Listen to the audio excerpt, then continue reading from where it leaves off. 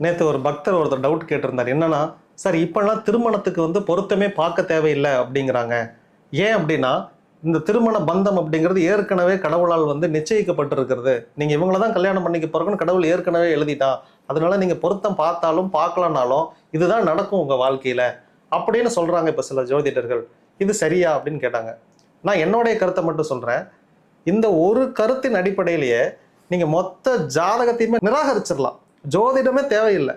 ஆமா தானே. இப்ப நீங்க உங்க திருமண வாழ்க்கையில நீங்க இன்னாரதான் கல்யாணம் பண்ணிக்க போறேன்னு ஏற்கனவே எழுதிட்டாங்க. அதனால இனி பொருத்தமே பார்க்க தேவையில்லைன்னு நீங்க நம்பிட்டீங்கன்னா, உங்க தலையில இது இப்பப்ப நடக்கும்னு ஏற்கனவே அவன் எழுதிட்டான். அதன்படி நடக்கும். அப்புறம் எதுக்கு நீங்க ஜோதிடரையே போய் பாக்குறீங்க?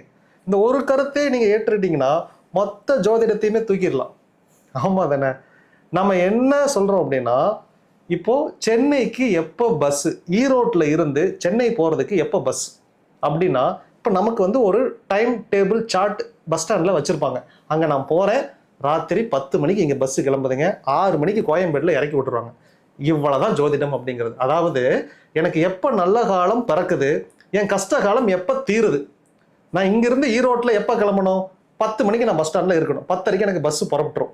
இவ்வளவுதான் எனக்கு தெரியும். நான் எப்போ போய் இறங்குவேன், 6 மணிக்கு கோயம்பேட்டில் இறங்குவேன். அதாவது எங்க இறங்குவேன், சென்னையில் கோயம்பேட்டில் போய் இறங்குவேன். இவ்வளவுதான் ஜாதகம். நான் இப்போ கல்யாணம் பண்ணலான் இருக்கேன், இப்போ பண்ணலாமா, இப்போ பண்ணுனா இதெல்லாம் சரியா இருக்குமா? நான் ஏற்கனவே பல உதாரணங்கள் சொல்லிட்டேன். நம்மளுடைய மேனேஜர் இப்போ கோவமா இருக்கிறாருன்னா, இப்போ போய் நம்ம லீவு கேட்போமா அப்படின்னு கேட்டால் லீவு கேட்க மாட்டோம். இப்போ கேட்டால் லீவு கிடைக்காது. அதே அதை சாந்தமா இருக்கும்போது போய் லீவு கேட்டோம் அப்படின்னா கிடைச்சிரும். ஒரே நிகழ்தகவு தானே. ஏற்கனவே அவர் லீவ் கொடுப்பாரு கொடுக்க மாட்டாருங்கிறது உங்களுக்கு ஏற்கனவே எழுதப்பட்டு இருந்துச்சுன்னா, அவர் டென்ஷனா கத்திட்டு இருக்கும் போதே நீங்க போய் லீவ் கேட்டிருக்க வேண்டியதானே. என்ன சார் அங்கெல்லாம் புத்தியை யூஸ் பண்றீங்க? புத்தியை யூஸ் பண்ணீங்க அப்படின்னா இந்த விதியில என்ன இருக்குதோ அதை நீங்க மாற்றி செஞ்ச முடியும். சில பேர் ஜோதிடர்கள் ஜோதிடத்தையே நம்ப மாட்டாங்க. அவங்களாலதான் இந்த ஜோதிடம் உண்மையாலுமே காக்கப்படுகிறது. இது உண்மைதான். இந்த ஜோதிடத்தை கடவுளுமே ஹைட் பண்ணி வச்சிருக்காரு. இது எதுக்காக ஹைட் பண்ணார் அப்படின்னா, ஜோதிடத்தில் எனக்கு எல்லாமே தெரியுது, ஒரு மனுஷனை கடவுள் அழிக்கணும்னு முடிவு பண்ணிட்டாருன்னு வச்சுக்கோங்களேன், அதுக்கான கோடிங் எழுதிட்டாரு. அதை நான் பார்த்துட்டேன் அப்படின்னா என்ன பண்ணுவேன் அப்படின்னா, அவனை ப்ரொடெக்ட் பண்ணுவேன். இப்போ அவனை அழிக்கிறதுக்கு தடையா ஒரு ஜோதிடர் அந்த இடத்துக்கு இருக்கிறாருன்னா முதல்ல என்ன பண்ணுவார்லாம், இந்த ஜோதிடர் பார்வையில அவன் படாத மாதிரி முதல்ல அவனை அக்கட்டை தூக்கி வச்சிருவார் கடவுள். அதன் பிறகுதான் அவனை தண்டிக்கவே முடியும். ஏன்னா நீங்க என்ன கோடிங் போட்டாலும் விஷயம் தெரிஞ்ச நாங்க டீகோடிங் பண்ணி விட்டுருவோம்.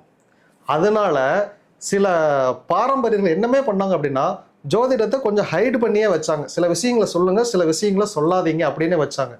இதுதான் உண்மை.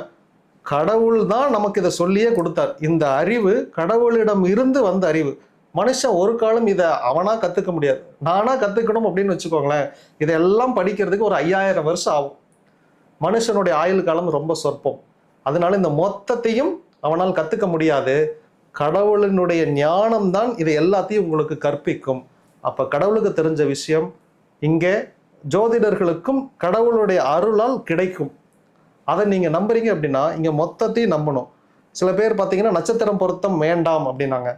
அப்புறம் ஜாதக பொருத்தம் தேவையில்லை, மனசு ரெண்டும் வந்துருச்சு. இப்போ லவ் மேரேஜ்ல நிறைய பேர் பண்றாங்க இல்லையா? லவ் மேரேஜ்ல நீங்க எதுவுமே பார்க்க தேவையில்லை. ஏற்கனவே இங்க எழுதப்பட்டு இருந்தாலும் நீங்க ஜோதிடரை அணுகி இவங்களை கல்யாணம் பண்ணிக்கிட்டா வாழ்க்கை நல்லா இருக்குமா, இவங்களை கல்யாணம் பண்ணிக்கிட்டா வாழ்க்கை நல்லா இருக்குமா, இந்த சஜஷன் கேட்டு இதுல எது சிறந்ததோ அவங்கள நீங்க கல்யாணம் பண்ணி நீங்க வாழ்க்கையை சூஸ் பண்றது உங்களுக்கு ரொம்ப நல்லது.